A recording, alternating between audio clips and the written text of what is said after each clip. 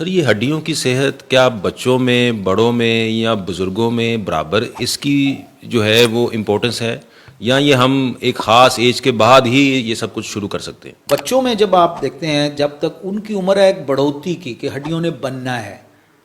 और हड्डी को क्या होता क्या है, हड्डा हड्डी के अंदर हड्डी का मादा कैल्शियम विटामिन डी की मेटाबॉलिज्म या उसके अमल से, और उसने बच्चे ने लंबा होना है, बढ़ना है और उसके ऊपर चलना है। तो हमारे मुल्क में बहुत कॉमन है कि विटामिन डी कैल्शियम की कमी की वजह से उन्हें जो है रिकेट्स नामी बीमारी हो जाती है, जिससे उनकी हड्डियाँ टेढ़ी हो जाती हैं, उनको दर्दें होती हैं, उनके जो हाथ होते हैं वो चौड़े हो जाते हैं और उनके कद वगैरह और उस पर फ़र्क पड़ता है, और डिफॉर्मिटी जैसे कहते हैं। तो लिहाजा ये बचपन से ही जब जिस बिल्डिंग की बुनियाद नहीं होगी वो उसकी फिर आगे जो कहते हैं ना नींव नहीं भरेंगे तो आगे कैसे वो चलेगी। तो सर वालिदैन को क्या करना चाहिए अपने बच्चों की हड्डियों को मजबूत करने के लिए?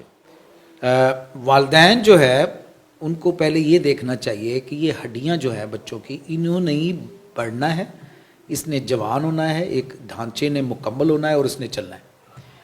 तो सबसे पहला जो काम है वो आपको इस तरह नेचुरल सिस्टम है कि माँ दूध पिलाती है। जब अपना दूध पिलाएगी, दूध की ग़िज़ाएँ, घर की चीज़ें जब उसको मिलेंगी, बर्गर से दूर, ये जो स्वीट्स खाता है इन चीज़ों से दूर, पानी का इस्तेमाल, कोका कोला से दूर, तो वो तमाम ग़िज़ाएँ उसको दूर रखना है। दूसरा, ऐसा बच्चा नहीं है जो अब मोबाइल पकड़ के हर वक्त उसके साथ खेलता रहता है। तो ये बहुत ज़रूरी है कि ये बच्चों की ना नेचर में है, ना उनकी बढ़ोतरी में ये कोई किरदार अदा कर रहा है, बल्कि उनको दूसरे नफ्सियाती मसाइल तो अपनी तरफ उनकी हड्डियों के मसाइल पैदा कर रहा है। फिज़िकल एक्टिव उन्हें भगाएं, ग्राउंड में निकालें, वो भागे, वो दौड़े। सर लेकिन अब तो जो माएँ हैं वो बाकायदा बच्चों को खेलने से रोकने के लिए मोबाइल दे के बिठा देती हैं, तो ये हमारे कल्चर में ये क्या हो रहा है सर? इससे हड्डियों के ऊपर क्या असर आएगा? असर ये पड़ रहा है कि बच्चे को सनशाइन नहीं मिल रही, वो बाहर नहीं जा रहा, हमारे पास आ जाते हैं, बच्चे का कद नहीं बढ़ रहा, बच्चे के फ्रैक्चर होना शुरू हो जाते हैं, हड्डी टूट जाती है। फिर कहते हैं डॉक्टर साहब कोई हमारे बच्चों की हड्डियों में मसला तो नहीं है? ऑफ कोर्स मसला है, हड्डियाँ जब मजबूत नहीं होंगी तो वो टूट सकती हैं। आम तौर पे तो किल्लत वो यहाँ पे वैसी नहीं है, लेकिन जो माएँ बच्चों को बर्गर, स्नैक्स और उसके ऊपर डाल रही हैं, बल्कि मैंने देखा है कि एक एक दो दो साल के बच्चे जो हैं वो ये कोल्ड ड्रिंक्स के ऊपर उनको साथ अपने पिलाते हैं। तो इसका ज़रा इम्पैक्ट बता दें बच्चों की हड्डियों के ऊपर। जाहिर बात है कि आपको वो खुराक नहीं मिल रही जिसमें मौजूद है, और आप ऐसे एजेंट ले रहे हैं कि जो एजेंट उनकी हड्डियों को कमज़ोर कर रहे हैं। ये देखा गया कि ये जो फजी ड्रिंक है जो हम आजकल ये जो बच्चे पीते हैं, ये इंतहाई नुकसानदेह है उनके लिए। लिहाजा जब तक you are what you eat, अंग्रेज़ी में कहते हैं जो खाएंगे वही बनेंगे।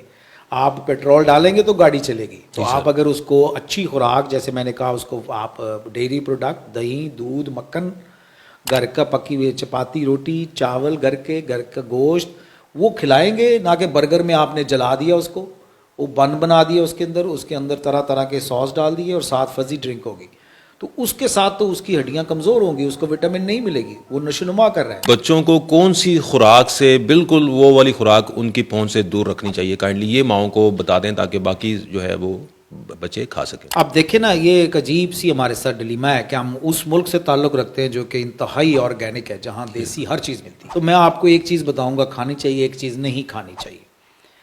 जैसे घर में सबसे पहले भैंस है, उसका दूध, मक्खन और उसके प्रोडक्ट जो मिलते हैं आपको, उसकी लस्सी बना लें, वो बच्चों को दें। दूध तो ज़रूर दें बच्चों को, ना दें उनको फजी ड्रिंक। ये जो नए नए कोलाज आते हैं उसको बंद कर दें। नंबर 2, बच्चे को आप अच्छी सब्जियां खिलाएं सलाद के साथ, ना दें उसको आप स्वीट्स, ये जो जेलीज़ और ये स्वीट्स और बंटियाँ जो उसके दांत ख़राब कर रही हैं, उसको एक्टिव कर रही हैं हाइपर, वो आप उसको बिल्कुल ना दें। प्रोटीन, हाई प्रोटीन, जैसे हमारे पास गोश्त है, हमारे पास जो है वो मुर्गी का गोश्त है, देसी मुर्गी का गोश्त अगर हो उससे भी ज़्यादा अच्छा है। हमारे पास कीमा है, उसको घर में बना के दे वो कीमा, ताकि वो कीमा खाए, ना कि बाहर का कोई पैटी या बर्गर जिसको कहते हैं, जो स्टोर गंदे से हालात में बने होते हैं, वो बर्गर में डाल के दिए जाते हैं। तो आप उधर से उसको रोकें। फ्रोज़न जो फूड है एक बच्चे के लिए कोई उसके लिए अच्छा चीज़ नहीं है। फिर उसके बाद लोग पानी पिएँ, लोग पानी नहीं पिलाते। कहीं भी जा रहे हैं किसी के घर, बच्चे भी बैठे हैं तो उसको कोला दे देते हैं, कोई भी कोला हो, कोई भी फजी ड्रिंक हो उसको दे देते हैं, ना कि उसको आदत डालें कि पानी भी बहुत बड़ा ड्रिंक है, एक नेमत है खुदा की। आप पानी दें, पानी हमारा 70% जिस्म पानी से बना हुआ है।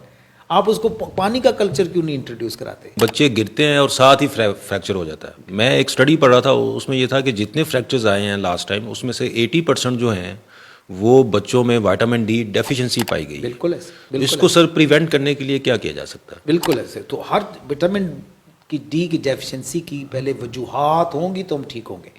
पहली बात तो ये है कि हम जो है हमारा बच्चे की जो है डाइट को ठीक किया जाए, जो हमने जिक्र किया कि उसमें ये हमें उसकी खुराक घर की देंगे, उसे फजी ड्रिंक ना दिए जाए, कोला वगैरह।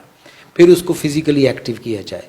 चौथा, उसको डेयरी प्रोडक्ट खुराक के साथ साथ उसको दूध, दही, मक्खन, दूध उसको पिलाया जाए। हमारे बुज़ुर्ग, हमारे पंजाब, पाकिस्तान पूरे के कल्चर में हमेशा दूध एक प्राइमरी रोल प्ले करता था। जब बच्चा बढ़ रहा होता था, वो दूध पता नहीं कहाँ गायब होता जा रहा है। वो दूध का इस्तेमाल इतना था कि अभी भी गाँवों और कंट्री साइड के इलाकों में बच्चा रात दूध पी के सुलाया जाता है, गर्म दूध उसको दिया जाता था। वो कहाँ चला गया? दही का इस्तेमाल कहाँ चला गया? वो चीज़ें जो है हमें वापस लेके आनी है और उसे खेलने दें। खेलेगा, हड्डियों पे वजन आएगा, मजबूत होगा। तो एक तो आप प्रिवेंशन करेंगे कि आप उसको विटामिन डी और कैल्शियम की कमी से बीमार नहीं होने देंगे। दूसरा, आप उसको खेलनों से मजबूत करेंगे। और तीसरा, आप उसको ग्राउंड में खिलाएं, उसको प्रिवेंट करें कि वो सड़कों पे ना खेले। सर पाकिस्तान में जो आप बात कर रहे हैं वो दूध की जगह आप कोलाज ने ले ली है, जो अब जो आ रही है। बहुत शुक्रिया सर आपका। Sir thank you very much.